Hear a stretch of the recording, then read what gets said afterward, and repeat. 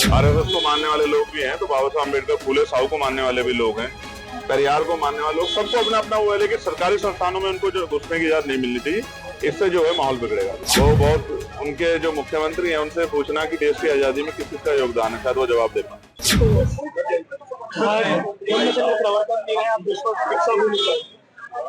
देखिए, आज महत्वपूर्ण दिन है। बाबा साहब अम्बेडकर ने 14 अक्टूबर 1956 को आज ही के दिन धम्म की दीक्षा ली थी और पूरी दुनिया को मानवता का संदेश दिया। उनके साथ लाखों लोगों ने धम्म की दीक्षा ली और देश में और देश से बाहर धम्म का फैलाव हुआ। आज हमारी पार्टी ने इस महत्वपूर्ण दिवस पर, क्योंकि मुझे यहाँ दीक्षा भूमि भी आना था, प्रभु सम्मेलन बुलाया। जो प्रभु सम्मेलन हम लोग उत्तर प्रदेश में कर रहे हैं सभी मंडलों में। आज महाराष्ट्र के पढ़े लिखे कर्मचारी, अधिकारी, बुद्धिजीवी, चिंतक, पत्रकार, एडवोकेट, रिटायर्ड कर्मचारी, उन सबको हम लोगों ने बुलाया है कि महाराष्ट्र मूवमेंट को कैसे आगे बढ़ाया जाए। महाराष्ट्र क्रांति रहा है और यहाँ हमारी राजनीतिक मूवमेंट बहुत कमजोर है। और राजनीतिक मूवमेंट को कैसे ताकतवर बनाया जाए, क्योंकि समस्या यहाँ पे कम नहीं है, समस्या यहाँ बहुत है।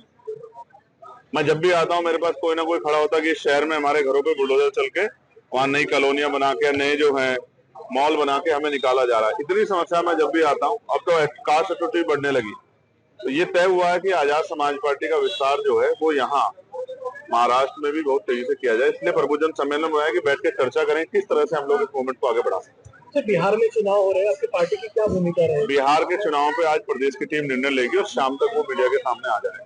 केरल में जिस तरीके से केरल में आरएसएस का जो सनसेट था उसने आत्महत्या की, उसके बाद प्रियंका गांधी ने कहा कि उसकी जांच बिल्कुल जांच होनी चाहिए। अगर किसी ने सुसाइड किया, आपको पता होगा हरियाणा में भी एक एडीजीपी लेवल के अधिकारी ने सुसाइड किया, खुद को गोली मारी।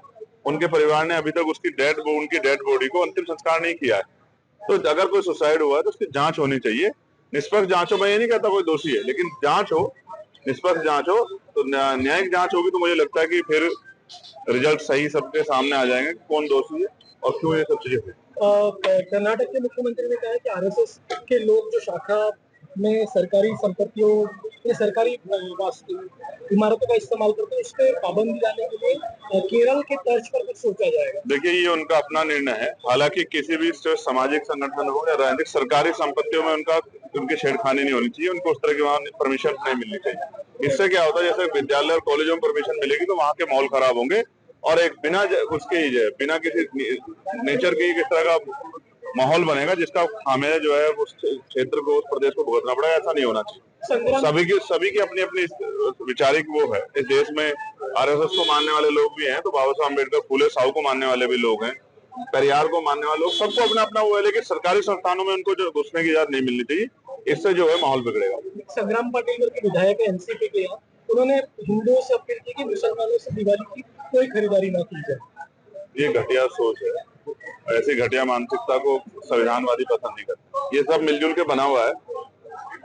वो बहुत उनके जो मुख्यमंत्री हैं उनसे पूछना कि देश की आजादी में किस किसका योगदान है, शायद वो जवाब दे पाए। वहाँ पे ये बोला गया है कि सभी को भगवा रंग लगाए। गलत है, ऐसा नहीं होता। अगर कोई ऐसा प्रयास करेगा तो फिर उसको जो संवैधानिक तरीके से जवाब देंगे।